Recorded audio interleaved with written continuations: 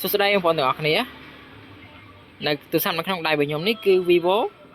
S15 ទូរស័ព្ទនេះនៅខ្មែរអត់មានទេគឺមាននៅតែចិនហើយទូរស័ព្ទខ្លះមកពីចិនដែរប៉ុន្តែglobal version ដែលយើងមាន Play Store មានអីចឹងណាបងប្អូនហ្នឹងខ្ញុំអត់សូវយល់ទេប៉ុន្តែទូរស័ព្ទខ្លះមកមាន Play Store មានអីចឹងឲ្យយើងលេងនៅខ្មែរបានប៉ុន្តែទូរស័ព្ទនេះអត់ទេខ្ញុំ reset អីហើយវាអក្សរចិនទាំងអស់បងប្អូនយើងចូលនេះមកក៏ចិនដែរឃើញទេអញ្ចឹងកម្មវិធីនេះកម្មវិធីរបស់ចិនទាំងអស់បងប្អូន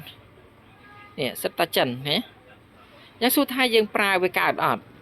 ឥឡូវដូចវីដេអូនេះវីដេអូរបស់ចិនដូចគ្នាសួរយើងប្រើវាកើតអត់អានេះដាក់ SIM ទេចេញចូលគឺធម្មតាណាSIM Wi-Fi គឺដំណើរការធម្មតាបងប្អូនយកមកលេងបានធម្មតាតែសួរថាយើងទៅឡើង Play Store នៅលើទូរស័ព្ទដៃនេះលេងកើតអត់អូខេចម្លើយដែលខ្ញុំឆ្លើយយ៉ាងខ្លីគឺកើតណាព្រោះអីខ្ញុំបានបង្កើតទៅឡើង Play Store នៅលើទូរស័ព្ទរបស់ខ្ញុំនេះរួចរាល់ហើយគឺ Play Store បន្ទាប់មកខ្ញុំ down កម្មវិធីផ្សេងៗដែលនៅខ្មែរយើងប្រើប្រាស់ណា Facebook YouTube TikTok គឺយើង down បានធម្មតាហើយរួមកម្មវិធីផ្សេងៗទាំងអស់យើងអាចយកមកប្រើបានដូចគ្នាអញ្ចឹងបើសិនជាបងប្អូនចង់ចេះតឡើង Play Store នៅលើទូរស័ព្ទដៃចិន